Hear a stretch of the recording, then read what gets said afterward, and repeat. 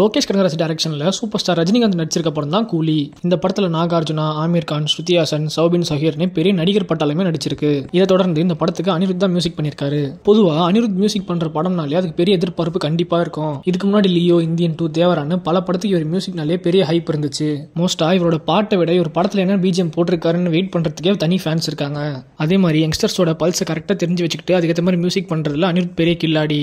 மற்ற music டைரக்டர்ஸை compare பண்ணும்போது இவரோட மியூசிக் கான்சர்ட்டோட டிக்கெட்ஸ்லாம் ஈஸியாவே டக்குன்னு சேல் ஆயிடும். இந்தியாவோட மோஸ்ட் வாண்டட் மியூசிக் டைரக்டர் அப்படின்னா அது அனிருத் தான். பேன் இண்டியான்ற கான்செப்டே அனிருத் தான் கொண்டு வந்தார்ன்றத சூப்பர் ஸ்டார் கூலி ஆடியோ லான்ச்லயே சொல்லியிருப்பாரு. இதை தொடர்ந்து வைதிஸ் கொலையரில் ஆரம்பிச்சு இப்போ கூலி பவர் ஹவுஸ்ன்ற பாட்டு வரைக்குமே அவரோட பாட்டு எல்லாமே ட்ரெண்டிங்ல தான் இருக்கு. ட்ரெண்டை கரெக்டாக தெரிஞ்சுட்டு ஃபேன்ஸ் என்ன ஆசைப்படுறாங்கன்றத புரிஞ்சுட்டு மியூசிக் போடுறதுல அனிருத் கில்லாடி. மோஸ்டாவே இவர் படத்துக்கு தனியாக மியூசிக் போடுறத விட இவர் தனியாக போட்ட ஆல்பத்தை படத்தில் யூஸ் பண்ணிப்பாராம். இவரோட சாங்ஸ் பிஜிஎம்க்கு வெயிட் பண்றதை விட இவரோட ட்வீட்டுக்கு வெயிட் பண்றது தான் நிறைய ஃபேன்ஸ் அதிகமாகவே இருக்காங்க.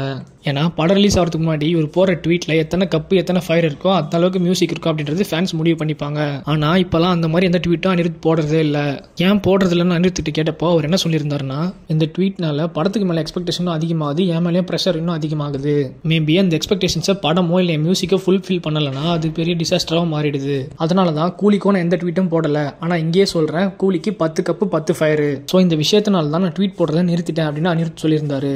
இதை பற்றி என்ன நினைக்கிறீங்கன்னு கமெண்ட் பண்ணுங்க. வீடியோ பிடிச்சிருந்தா லைக் பண்ணுங்க, கமெண்ட் பண்ணுங்க, ஷேர் பண்ணுங்க, சப்ஸ்கிரைப் பண்ணுங்க. மறக்காம பக்கத்தில் இருக்க பெல் ஐகானை கிளிக் பண்ணுங்க.